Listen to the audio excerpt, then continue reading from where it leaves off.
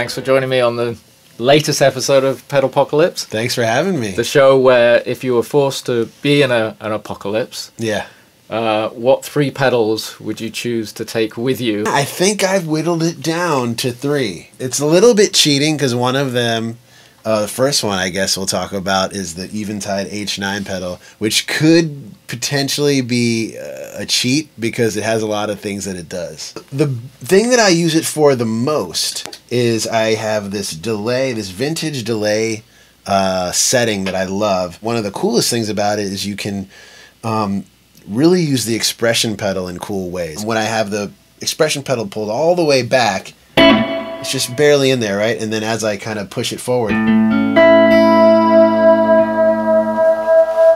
then you get all of that trail, right?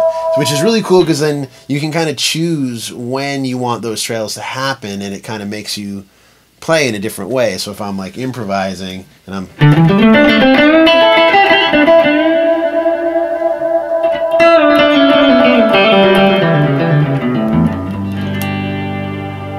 I also love the expression, what the expression does with this les.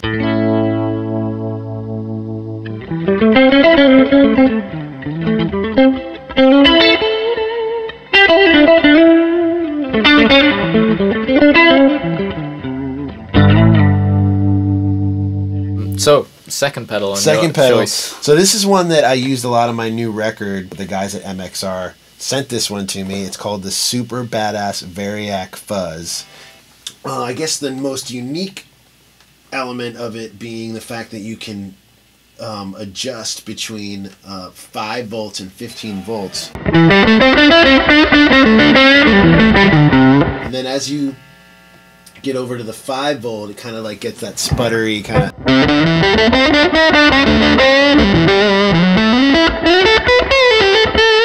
Kind of reminds me like early Cream and... Yeah. And so that's basically emulating a battery dying. Yes, to different extents. yeah. Right. So it's kind of like, different degrees of battery dying. Every time I put another fuzz in there, it feels too thick or too bass heavy, and this one kind of it cuts through when I'm playing with the band in a really cool way. Cool. And then the third pedal? So the third pedal is kind of the pedal that I bring with me if I'm like sitting in with someone. I just have one thing.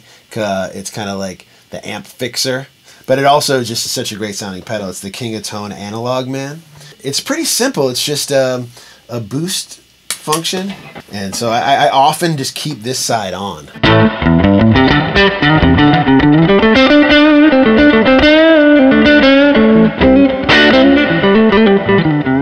You know, it breaks up a little bit. And then this side's an overdrive.